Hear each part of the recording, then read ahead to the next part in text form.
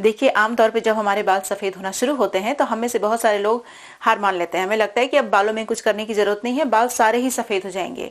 और हो भी जाते हैं आने वाले कुछ सालों में, क्योंकि हमारे दिमाग का असर हमारी पूरी बॉडी पे पड़ता है। जब हम पहले ही मान लेते हैं कि हमारे बाल सफ़ेद हो ही जाएंगे तो हो ही जाते हैं बाल सफ़ेद। हमें से मैक्सिमम लोग ऐसा भी करते हैं कि अपने बालों को काला बनाने के लिए तरह तरह के केमिकल वाली चीज़ों का यूज़ करना शुरू कर देते हैं, और उन केमिकल वाली चीज़ों का यूज़ करने की वजह से हमारे बाल बहुत जल्दी सफ़ेद भी हो जाते हैं और झड़ने भी लग जाते हैं। कई बार मैंने बहुत सारे लोगों को देखा है कि केमिकल वाली डाई का यूज़ करने के बाद उन लोगों के बाल 50% तक झड़ गए। तो आज मैं आप लोगों के साथ ऐसी रेमेडी शेयर करने वाली हूँ जो आपके बालों को लंबे समय तक काला बना के रखने में हेल्प करेगा। अगर आप इस रेमेडी को नहीं यूज़ करते, अपने बालों में कुछ भी नहीं करते, तो आपके बाल 35 साल की उम्र में एटलीस्ट 40% तक सफ़ेद हो जाते हैं, या फिर 40 की उम्र तक जाते जाते एटलीस्ट 40% सफ़ेद हो जाएंगे। लेकिन अगर आप इस रेमेडी का यूज़ करते हैं तो आपके बाल कम से कम 50 साल की उम्र तक भी काले बने रह सकते हैं। ऐसा पॉसिबल है। देखिए, जब हमारे बाल अपना पिगमेंट बहुत जल्दी जल्दी लूज करने लग जाते हैं तो सफ़ेद हो जाते हैं। लेकिन अगर आप अपने बालों में ऐसी चीज़ों का यूज़ करते हैं, अपनी डाइट में ऐसी चीज़ों को शामिल करते हैं जिनके अंदर हेयर डार्कनिंग प्रॉपर्टी होती है, तो आपके बाल लंबे समय तक काले बने रह सकते हैं।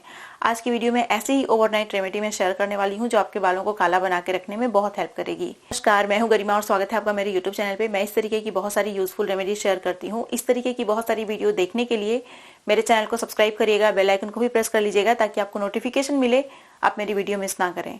अब चलिए बिना किसी देरी की वीडियो शुरू कर लेते हैं। इस रेमेडी को बनाने के लिए सबसे पहले एक विशेष तरीके का पाउडर हमें प्रिपेयर करना है। इस पाउडर को बनाने के लिए लोहे की कढ़ाई आप गैस पे रख दीजिए, आंच धीमी ही रखिएगा। यहाँ पे सबसे पहला इंग्रेडिएंट जो आपको रोस्ट करना है ये है 2-3 चम्मच के बराबर कलौंजी सीड। कलौंजी सीड हमारे बालों को काला बनाए रखने में बहुत हेल्प करती है। इसके अंदर बहुत सारे एसेंशियल न्यूट्रिएंट्स होते हैं जो हमारे बालों को पिगमेंट प्रोड्यूस करने के लिए चाहिए होते हैं। तो आपको सबसे पहले तो कलौंजी सीड लेना है। अब जो दूसरा इंग्रेडिएंट है ये है ड्राइड करी लीफ। करी लीफ हमारे बालों को काला बनाए रखने में बहुत ही पावरफुल इंग्रेडिएंट है। इसे अगर आप कंज्यूम करते हैं तो आपके जो बाल हैं लंबे समय तक काले भी बने रहते हैं और आपके बाल झड़ते भी बहुत कम हैं, क्योंकि ये बहुत सारे न्यूट्रिएंट्स हमारी बॉडी को प्रोवाइड करता है जो हमारे बालों को काला घना लंबा बनाने में बहुत हेल्प करता है। तो इन दोनों ही चीज़ों को आपको रोस्ट कर लेना है। उसके बाद एक प्लेट में निकाल लीजिए, इसे कम्प्लीटली ठंडा होने दीजिए। जब ये पूरी तरीके से ठंडा हो जाता है तब इन सारी चीज़ों को ग्राइंडर में डाल के बहुत ही अच्छे से ग्राइंड करके इसका बहुत ही बारीक सा पाउडर आप बना लीजिए। जितना बारीक पाउडर आप बना सकते हैं उतना बारीक पाउडर बनाइएगा, क्योंकि इस चीज़ को हमें सिर्फ एक्सटर्नल एप्लीकेशन में ही यूज़ नहीं करना है बल्कि इसे कंज्यूम करने के लिए भी यूज़ करना है। इसीलिए इसे एयर टाइट कंटेनर में स्टोर करके आप रख लीजिए। सबसे पहले मैं इसे आपको खा के दिखाती हूँ। ये टेस्ट में उतना अच्छा तो नहीं है ऑफ कोर्स, लेकिन इसके हेल्थ बेनिफिट बहुत सारे हैं।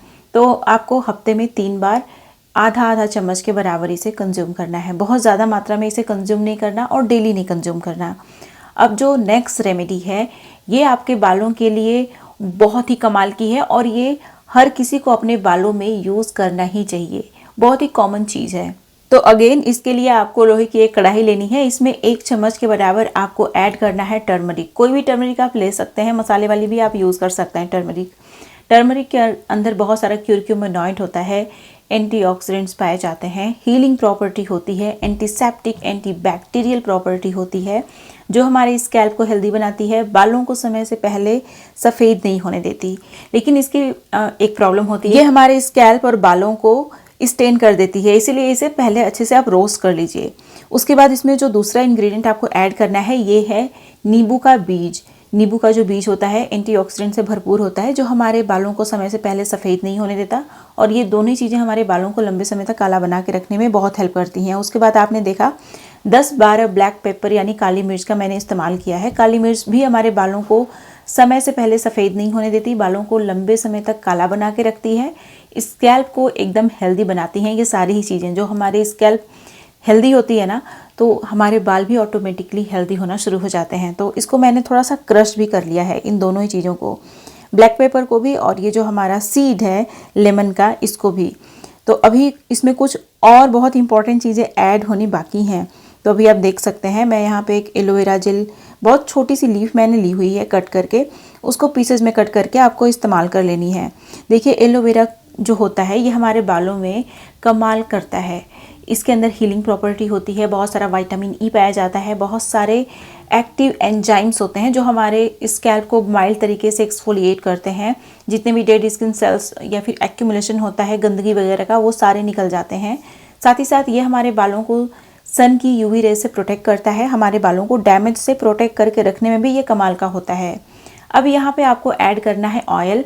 अगर आपके बाल हाई पोरोसिटी के हैं तो आप थिक ऑयल यूज़ कर सकते हैं, लेकिन अगर आपके बाल लो पोरोसिटी के हैं तो कोई भी थिक ऑयल आप यूज़ बिल्कुल भी मत करिएगा। एकदम हल्का ऑयल यूज़ करिएगा, जो जिसका वेट बहुत ही कम हो, वो ईजिली आपके हेयर क्यूटिकल में पेनिट्रेट कर जाएगा।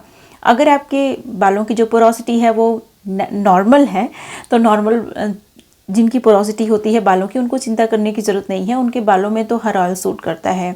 अब यहाँ पे आपको आंवला इस्तेमाल करना है। मैं यहाँ पे फ्रेश आंवला यूज़ कर रही हूँ। अगर आपको फ्रेश नहीं मिल रहा है तो चिंता करने की ज़रूरत नहीं है, इसको आप पाउडर फॉर्म में, ड्राई फॉर्म में यूज़ कर लीजिएगा। आंवला पाउडर आपको ईजिली अवेलेबल हो जाएगा, बहुत ही आसानी से ये हर शॉप पे मिल जाएगा आपको। तो इन सारी चीज़ों को आप ऑयल के अंदर डालिए और आंच हमेशा धीमी रखिएगा। ऑयल से धुआं नहीं निकलना चाहिए। ऑयल आपका जो ऑयल है वो स्मोक पॉइंट पे नहीं पहुंचना चाहिए। तो इसे धीरे धीरे करके कुक करिए। जब ये अच्छे से कुक हो जाता है तो हमारा जो ऑयल है वो अभी बनके तैयार नहीं हुआ है, अभी फ़िलहाल कुकिंग का जो प्रोसेस है वो ख़त्म हो गया है। तो इस ऑयल को ठंडा कर लेना है।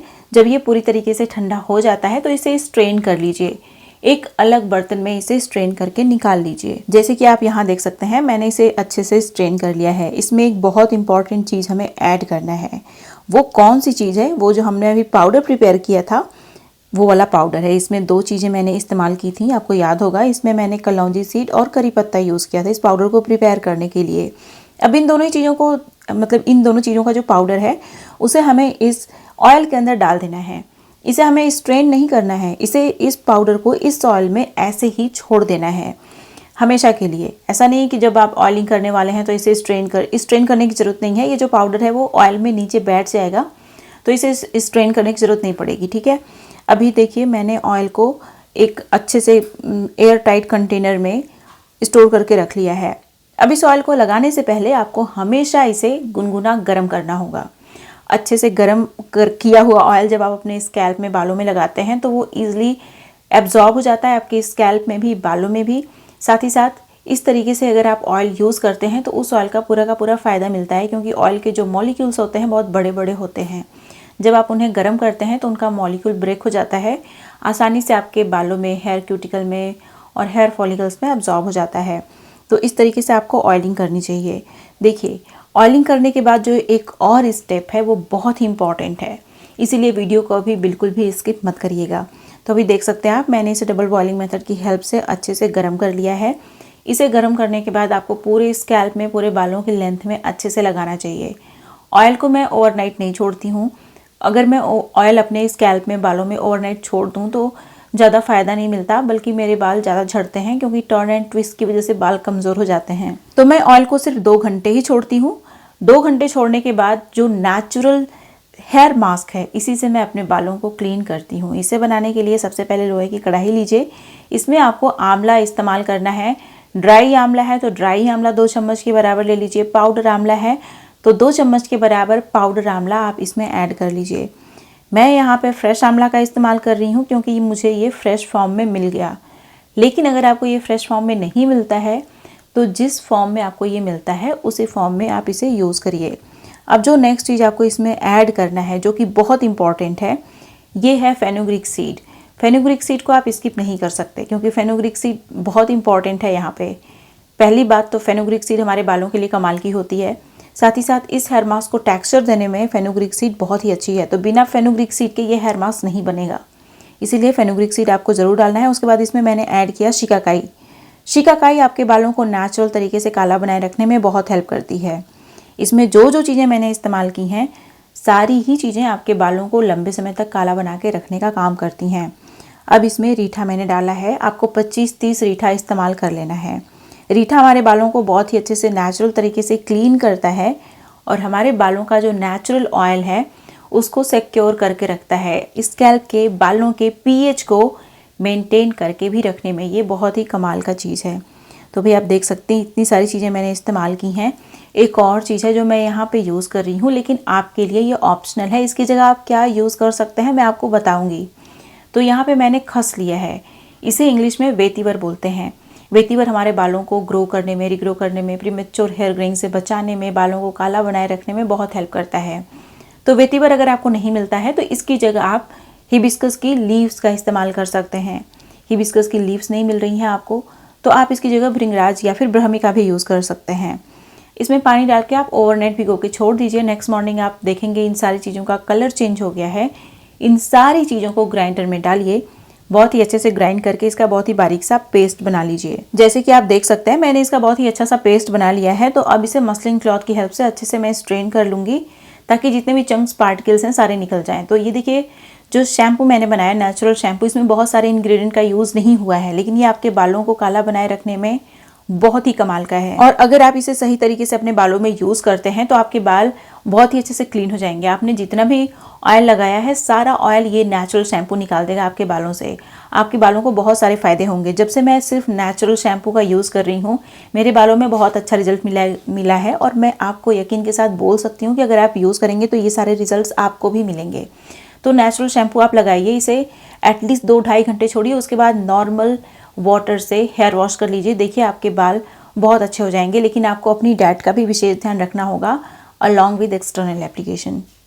हाल ही में मैंने अपने यूट्यूब चैनल पे एक बहुत ही अच्छी सी रेमेडी शेयर की है, मिनॉक्सिडिल ऑयल शेयर किया है, जो आपके बालों को रिग्रो करके बालों की थिकनेस को इंक्रीज करने में बहुत हेल्प करता है। अगर आपने इस वीडियो को मिस कर दिया है तो यहाँ पे क्लिक करके जरूर देखिएगा। ये थी मेरी आज की वीडियो, उम्मीद है आपको अच्छी लगी होगी। वीडियो पसंद आई तो लाइक करिएगा, जहां जहां आप शेयर कर सकते हैं शेयर भी करिएगा।